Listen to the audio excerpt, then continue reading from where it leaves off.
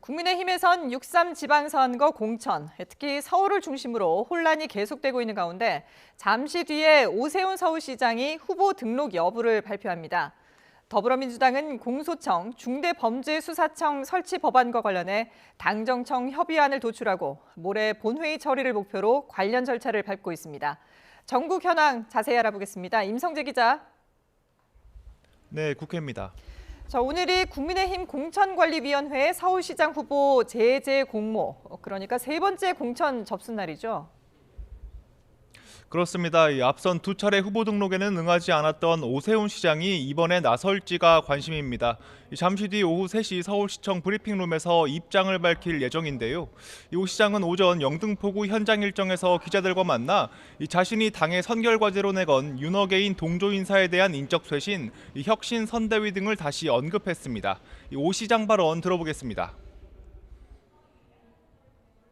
당에 몇 가지 요청사항을 전달을 했는데 아직까지는 거기에 대해서 이렇다 할 만족할 만한 답변을 받지 못했습니다. 국민의힘 지도부는 지금 시기에 선대위를 논의하는 건 맞지 않는다. 후보 등록이 먼저라는 입장입니다. 오 시장이 오늘도 후보 등록을 안 할 가능성을 배제할 수 없는 상황에서 서울 강남을 초선인 박수민 의원이 서울시장 출마를 선언했습니다. 박수민 의원은 출마 소식을 밝히면서 오 시장도 꼭 나와주면 좋겠다. 정정당당 승부로 국민께 도리를 다하자고 요청하며 당은 진영의 정당을 끝내고 광대역 국민정당으로 거듭나야 한다고 강조했습니다. 국민의힘에선 광역단체장 공천 윤곽도 이에 따른 잡음도 이어지고 있습니다. 이정현 공관위는 오늘 아침 울산시장의 김두겸, 강원지사의 김진태, 경남지사의 박완수, 현역단체장을 단수 공천했습니다. 현역 중 1호 컷오프된 김명환 충북도지사와 공천 배제 흐름을 탔던 박형준 부산시장과는 대비되며 뒷말이 따랐는데요. 김명환 지사는 공천에 불복해 서울 당사로 상경해 반발 성격의 기자회견을 열었고요. 부산 지역 현역 의원들은 단체로 장도혁 대표를 찾아 선거 승리를 위해선 단수 공천이 아닌 경선이 필요하다는 의견을 전달했는데 공관위는 결국 박형준 시장 컷오프 방침을 번복하고 주진우 의원과의 경선을 확정했습니다. 반면 민주당은 비교적 잡음 없이 주요 광역단체장 공천을 진행해 나가고 있습니다. 오늘은 부산시장 도전을 공식화한 3선 전재수 의원이 중앙당사에서 후보 면접을 진행했고요.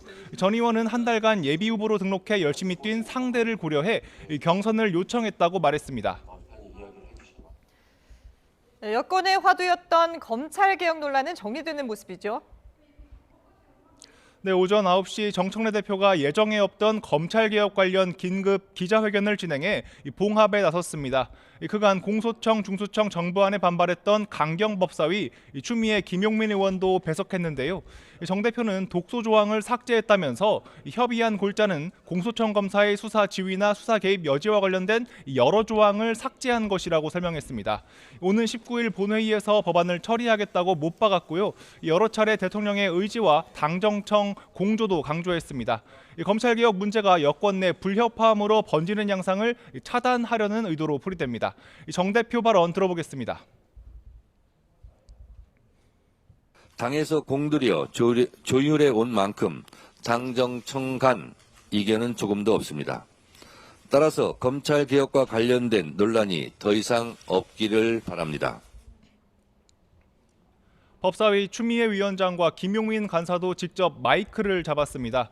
김용민 의원은 검사의 우회적 수사권 확보 가능성을 제거했다며 직무 범위를 시행령이 아닌 법률로만 정하도록 했다고 설명했습니다. 이어 입건 통보 의무 등을 삭제해 공소청, 중수청이 대등한 관계가 되도록 재정립했고 검사의 특사경 지휘 감독권을 삭제했다고 밝혔습니다. 아울러 영장 집행 지휘권이나 영장 청구 지휘권을 모두 삭제했다고도 덧붙였습니다.